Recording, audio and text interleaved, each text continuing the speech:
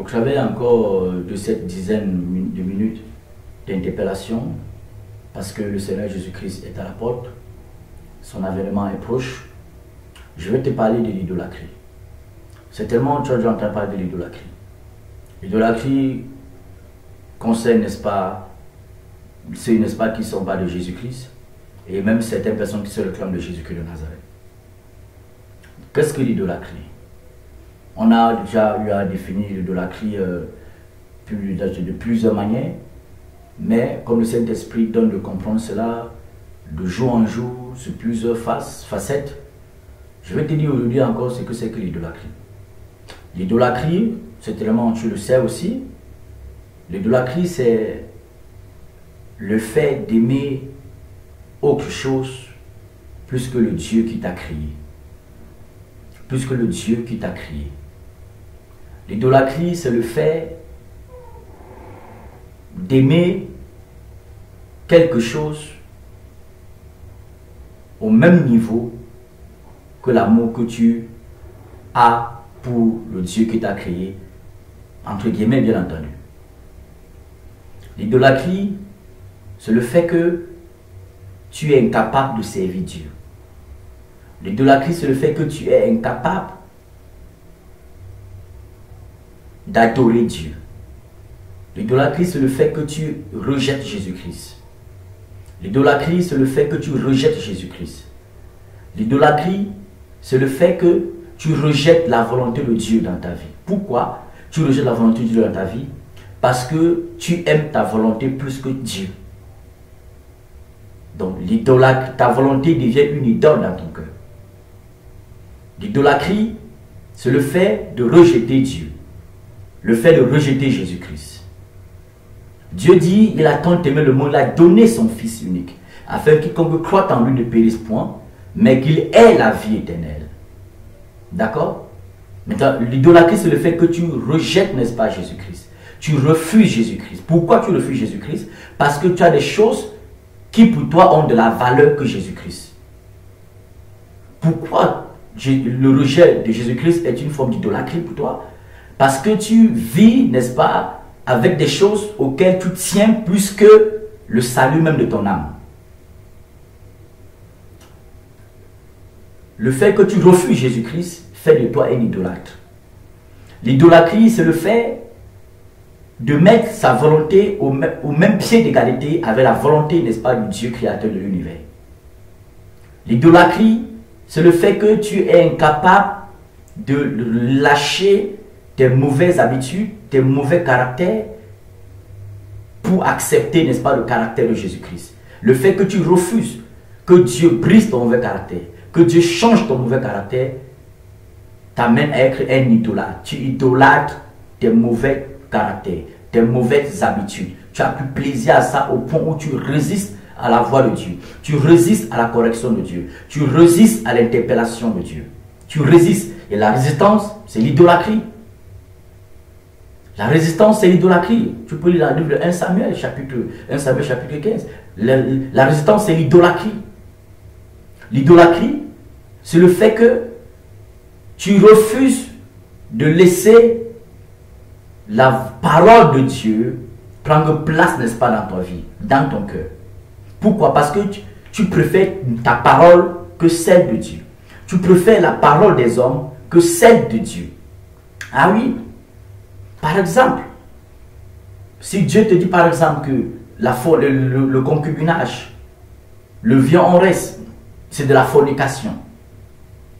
Mais toi, tu prends, n'est-ce pas, ta parole à toi, ta connaissance à toi, ou la connaissance, n'est-ce pas, d'un homme, la connaissance d'un pasteur, d'un apôtre, d'un prophète, parce que ce pasteur, ce prophète, ou toi-même, tu t'enseignes toi-même, mais tu te fais enseigner que non, même si dans le concubinage, ce n'est pas grave.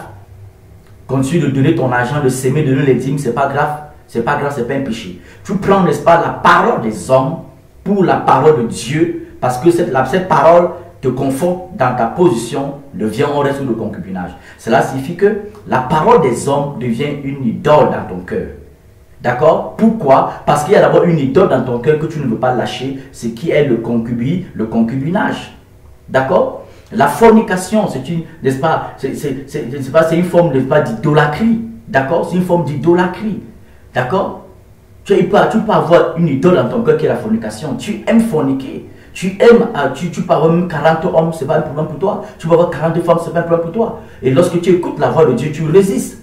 Mais tu te fais quand même croire, tu essaies de convaincre ta conscience que tu es quand même enfant de Dieu, tu es quand même chrétienne.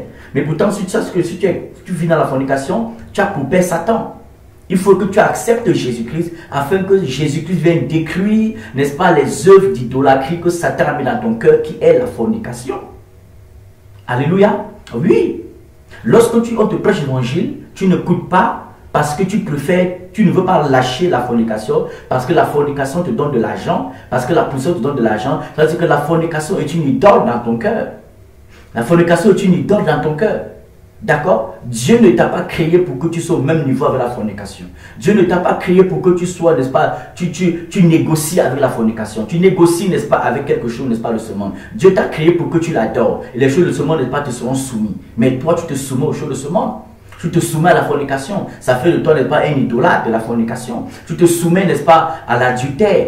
Combien de chrétiens aujourd'hui pratiquent l'adultère? Des chrétiens, entre guillemets, pratiquent l'adultère. Beaucoup de chrétiens pratiquent l'adultère. Mais c'est ce que tu pratiques l'adultère, même si tu pries, même si tu es pasteur, tu es apôtre, tu es prophète, quels que soient les titres que tu peux avoir, que tu sois prophète intergalactique, interplanétaire, si tu pratiques la fornication, l'adultère, sache que tu n'hériteras point le royaume des cieux. C'est pas moi qui le dis. C'est écrit dans la parole. Dans le livre de 1 Corinthiens chapitre 6 verset 10 nous dit que les idolâtres, les adultères n'hériteront point le royaume des cieux. Les adultères n'hériteront point le royaume des cieux. Pas du tout. Et les idolâtres aussi n'hériteront point le royaume des cieux. Alors, pourquoi tu vis dans l'adultère? Parce que l'adultère pour toi est une idole. Parce que ça te plaît. Si ça ne te plaisait pas, tu devais mettre ça de côté et accepter la volonté de Dieu. D'accord? Voilà. Ok? La colère te plaît. L'orgueil te plaît. C'est comme ça te plaît. Et au point où tu refuses la volonté de Dieu, c'est-à-dire que l'orgueil, la colère, n'est-ce pas, sont des idoles dans ton cœur. Sont des idoles dans ton cœur. Ça, c'est clair. D'accord? L'idolâtrie, c'est le fait de refuser la volonté de Dieu dans ta vie au profit, n'est-ce pas, de ta volonté personnelle. Ou bien au profit de la volonté des hommes et des femmes qui t'entourent, parce que leur volonté, n'est-ce pas, te plaît et t'arrange, te conforte, n'est-ce pas, dans tes positions. D'accord? L'idolâtrie, c'est le fait de t'aimer plus que Dieu. Parce que si tu t'aimes plus que Dieu, il te sera impossible, n'est-ce pas, de porter ta croix et suivre Jésus-Christ. Alléluia. Oui. L'idolâtrie, c'est le fait d'aimer l'argent plus que tout. La Bible dit, la Bible Colossiens, que la cupidité, n'est-ce pas, c'est de l'idolâtrie. C'est de l'idolâtrie. Donc pour toi, ton Dieu principal, même si tu parles souvent de Dieu, ton Dieu principal, c'est l'argent. Parce que quand tu as de l'argent, ton attitude change. Il faut voir quand tu as de l'argent. Ta manière de parler change. Ta manière de marcher change. D'accord? Ta manière de traiter les gens change. Ça change. C'est-à-dire que l'argent impacte ton être. L'argent t'influence. Mais si l'argent t'influence, il te serait impossible de marcher encore par le Saint-Esprit. Parce que le Saint-Esprit, ce n'est pas l'argent. Amen. Donc, l'argent, l'amour de l'argent, ce qu'on appelle la cupidité, c'est de l'idolâtrie. Mais regardez comment aujourd'hui ce monde est idolâtre. Le monde est idolâtre. Ce n'est que argent, matin, midi, soir. Regardez comment dans le milieu chrétien, c'est de l'argent. C'est-à-dire que l'idolâtrie est en train de s'asseoir, même dans le milieu chrétien. L'idolâtrie, n'attendez pas qu'on va porter les statues, on va mettre dans les assemblées pour que vous dites que c'est l'idolâtrie. Non. Même vos prédications sont la plupart des prédications sont des idoles. La plupart des prédications sont des idoles. J'ai dit que lorsque la parole d'un homme, n'est-ce pas, prévaut ou bien, n'est-ce pas, a plus de valeur, d'importance dans ta vie que la parole de Dieu, c'est que cette parole, c'est une idole. C'est une idole pour toi. D'accord? Tu aimes la parole des hommes, tu aimes certaines prédications plus que tu n'aimes Dieu, plus que tu n'aimes sa véritable parole. Pourquoi? Parce que ces prédications te plaisent, ça t'arrange. D'accord? N'attendez pas que les gens partent prendre les statues et mettre dans vos assemblées pour que vous dites qu'il y a de l'idolâtrie. Pas du tout. Rien que les prédications qui sont centrées sur l'argent, centrées, n'est-ce pas, sur le mariage, centrées, n'est-ce pas, sur la terre, centrées sur l'élévation financière, centrées sur la gloire, n'est-ce pas, matérielle, centrées, n'est-ce pas, sur le succès, sur la promotion, t'amènent à être un idolâtre. T'amènent à être un idolâtre. Les qui ont prêché ça dans la parole de Dieu. Les qui ont prêché ça dans la parole de Dieu. Les qui l'ont fait. D'accord? Donc, l'idolâtrie, Je disais, ce n'est pas le fait qu'il y a des statues quelque part. C'est vrai qu'il y a une forme d'idolâtrie qui est de prime abord visible à l'œil nu. D'accord? Chez des personnes, n'est-ce pas, nos amis, n'est-ce pas, je ne vais pas dire nos frères en Christ, non, nos amis, nos compatriotes qui sont dans l'église catholique romaine, là-bas c'est de l'idolâtrie à fond. Et si tu écoutes cette vidéo et que tu es de l'église catholique romaine, c'est que tu dois te repentir. Tu dois te repentir parce que rien que ta présence n'est pas devant les statues, devant une salle où il y a les statues, ainsi tout cela te donne d'être un idolâtre. Tu dois te repentir. La Bible dit que les idolâtres ne tromperont pas les cieux. En aucun cas, quelle que soit la raison que vous allez donner, ou tu peux faire quoi devant ça, ou ça te regarde, tu es un idolâtre, tu dois te repentir. Alléluia. Maintenant, aujourd'hui, on a une forme d'idolâtrie dans nos assemblées qui est plus subtile. Les hommes ont remplacé, n'est-ce pas, les statues. Parce que lorsque la parole d'un homme prévaut sur la parole de Dieu, la parole d'un homme vient, n'est-ce pas, se mettre au-dessus, n'est-ce pas, de la pensée de Dieu, de la volonté de Dieu. Lorsque, n'est-ce pas, un homme déforme la parole de Dieu pour ses propres intérêts, n'est-ce pas, vous vous attachez à cette parole-là, vous devenez, n'est-ce pas, des idolâtres, parce que ce n'est pas la parole de Dieu. N'oubliez pas que j'ai dit au début que l'idolâtrie, c'est le fait que tu préfères, n'est-ce pas, la parole qui vient, n'est-ce pas, de partout ailleurs, et non, n'est-ce pas, de Dieu. Oui, et non de Dieu. D'accord? Oui. C'est vrai qu'aujourd'hui, on voit beaucoup de prédicateurs qui, n'est-ce pas, se font, n'est-ce pas, qui se laissent, on se prosterne devant eux. Ils vont donner toute forme de tas de raisons, qu'ils ont appris, n'est-ce pas, dans l'école de théologie, tout cela, et ainsi tout cela. Ils vont donner toute forme de tas de raisons. Mais ces raisons ne tiennent pas debout devant la parole de Dieu. Non, ces raisons tombent devant, n'est-ce pas, la parole véritable de Dieu, la parole révélée, la réma, n'est-ce pas, de Dieu. Ces raisons-là tombent devant ça. Oui. Parce que ces hommes sont qui par rapport à les connaître qui ont refusé, n'est-ce pas, de se prosterner devant l'apôtre Pierre? Ces hommes sont qui par rapport à l'apôtre Pierre? Ces hommes sont qui par rapport à l'apôtre Pierre? Ces hommes sont qui par rapport à l'apôtre Jean? Ils ont refusé qu'on se prosterne devant eux. Ils ont refusé. Mais lorsque toi, prédicateur, tu laisses les gens se prosterner devant toi, tu deviens, n'est pas, leurs idoles. Mais ça te plaît, c'est que ça te plaît. Parce que ça te fait, tu te sens à l'aise dans ta chair. D'accord? Et tu vas dire c'est pour t'honorer. Non, c'est pas pour t'honorer, mais c'est pour te tuer. Et tu acceptes de mourir parce que ça te plaît, n'est-ce pas, d'être une idole, n'est-ce pas, des personnes. Et toi qui viens te prosterner devant les pasteurs, les hommes de Dieu, tu es en train de les tuer. Tu es en train de les tuer. Tu ne dois pas te prosterner parce que le mot prosterner n'est pas vient du même mot qui signifie n'est pas adorer. Ça signifie adorer. Quand tu te prosternes devant quelqu'un, tu adores. Dans le cadre d'espace spirituel, dans le cadre d'espace des choses de Dieu, lorsque tu te prosternes devant quelqu'un, tu l'adores. Tu es en train de l'adorer et tu es un idolâtre. Tout ce que tu adores en dehors de Jésus-Christ, si ce n'est pas Jésus-Christ, c'est que tu es un idolâtre. D'accord? Tu es un idolâtre. Donc, et aujourd'hui, tu peux adorer, tu peux préférer, n'est-ce pas, ta beauté plus que Jésus. Comment? Parce que ta beauté physique t'amène, n'est-ce pas, à mentir, à voler, à sortir avec les hommes passer par là, parce que tu prends soin de ton corps, parce que tu préfères ton corps plus que tout. Mais ton corps devient une idole, ou bien que ton corps là c'est la poussière. Le jour où tu vas tomber, tu vas mourir, si on ne t'enterre pas là, devant les gens, vouloir les assicots sortir de ton corps. Oui, mais ton corps devient une idole pour toi, et tu es prêt à tout faire pour, n'est-ce pas, satisfaire, n'est-ce pas, ta chair, n'est-ce pas, tu es prêt à tout faire. Voilà pourquoi aujourd'hui, n'est-ce pas, les personnes, n'est-ce pas, idolâtrent tellement leur corps, ils sont prêts, n'est-ce pas, à se décaper, et elles sont noires, elles sont nées noires, elles deviennent blanches, même blancs, même plus que les blancs même, ainsi de suite, tout cela. C'est de l'idolâtrie. Si tu pratiques l'idolâtrie, tu n'hériteras pas le royaume des cieux.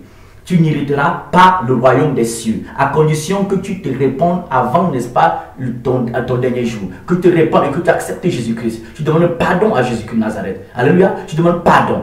Tout ce que tu préfères plus que Dieu, c'est l'idole. Tout ce que tu préfères plus que Dieu, c'est l'idole. Et tout ce que tu préfères au même pied d'égalité que Dieu, c'est tout de l'idolâtrie. C'est l'idolâtrie. Rien ne doit être au même pied d'égalité que Dieu. Rien ne doit être au même pied d'égalité, n'est-ce pas, que Jésus-Christ de Nazareth. Il est élevé au-dessus de tout. Au-dessus de tout. De tout. Et toi, tu mets ta volonté au même niveau que la volonté de Dieu. Tu mets, n'est-ce pas, tes choix au même niveau que les choix de Dieu. C'est que, n'est-ce pas, tu as un problème, tu es un idolâtre. Donc cette vidéo, c'est pour t'interpeller. Alléluia. Que si tu es un idolâtre, si c'est les statuts physiques là, si c'est, n'est-ce pas, l'idolâtrie, n'est-ce pas, des traditions là, tu dois te repentir. Si c'est l'idolâtrie, n'est-ce pas, de ta vie personnelle, de tes diplômes, de tes acquis, tu aimes tes acquis plus que tout. Tout ce que tu as obtenu, tes diplômes, ton argent, ton travail plus que tout. Si c'est le cas pour toi, tu dois te repentir, ma chère. Tu dois te repentir. Parce qu'il a encore temps, n'est-ce pas, de te repentir. D'accord? Il a le temps de te repentir. Et si tu sens que tu es possédé totalement, n'est pas par des démons d'idolâtrie, tu peux demander pardon à Dieu. Et si tu veux qu'on prie pour ta restauration, on prie, n'est-ce pas, pour ta délivrance, n'hésite pas, n'est-ce pas, à m'écrire, n'est-ce pas, au numéro ou bien par Messenger, sur toutes les voies qui sont à ta disposition, que tu peux trouver pour écrire, pour qu'on puisse prier pour toi. D'accord? Pour qu'on puisse prier pour toi. Parce que Jésus-Christ t'aime. Que rien, n'est-ce pas, ne prend la place de Dieu dans ton cœur. Que rien ne prend la place de Dieu, n'est-ce pas, dans ta vie. Rien pour toi qui es chrétien. Et pour toi qui vis encore, tu es encore esclave du péché. Ça veut dire que le péché, n'est-ce pas, est une idole, n'est-ce pas, dans ta vie. Laisse Jésus-Christ te délivrer. Au nom de Jésus-Christ de Nazareth. Ça, c'était pour t'encourager. Et sois béni. Et si tu as été béni, partage, n'est-ce pas, cette vidéo. Au nom de Jésus-Christ de Nazareth. Amen.